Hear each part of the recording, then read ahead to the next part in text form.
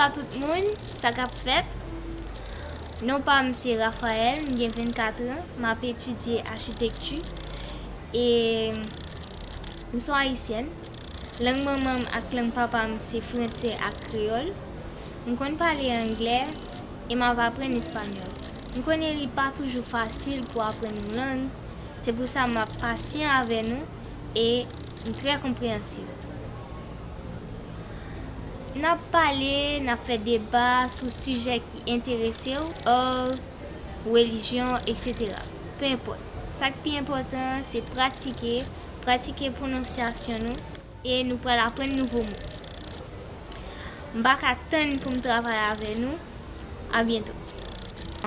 Nap ka pale de kilti mwen, de kilti ou, nap ka pale d'architecture Haïti, de manger haïtien, etc. My name is Raphael. I'm Asian and I speak three languages, French, English, and Creole. I'm here to help you practice French or Creole. We can do a lot of discussion, talk about everything you want to talk about. You can talk about religion, art, sport, etc. That way you can practice your pronunciation and use every word that you learn.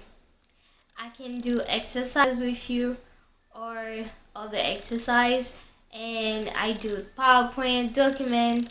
That way I can help you. See you. Bye.